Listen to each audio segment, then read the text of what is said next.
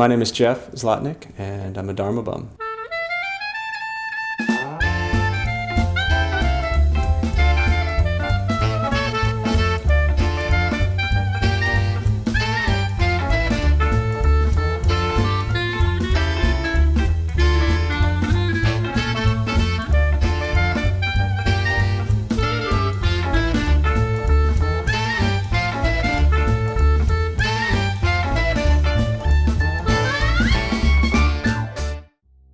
I was born in Chicago, and when I was 4 years old, my family in 1979 moved to San Diego. And then I went to Arizona for college. While I was in college, I was studying to basically get a PhD in clinical psychology. Graduation night, my best friend's dad said, "Do you want to come to Philadelphia and work for me?" I was a 22-year-old kid graduating college, and he was offering me a bunch of money. And at that time, I thought that was really cool. So I said, okay. And so I signed up, and I kind of left my original passion and moved off to Philadelphia and started working there for a year. And so I moved back to San Diego. At my peak, when I was probably 24 or 25, as I was just saying, I was collecting $18,000 a month. I would get 2 checks every month, one for $11,000 and one for $7,000. And it was pretty neat. And something just hit me.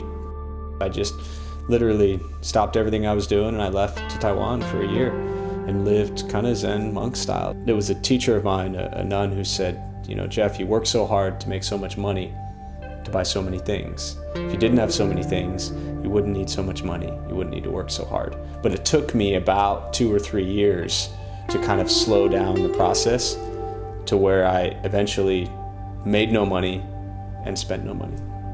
To read all these stories about all these people who had died so peacefully because they knew they had lived their entire life, maybe not their entire life, but they had eventually lived their life exactly how they wanted to live it. And that was very transformative for me.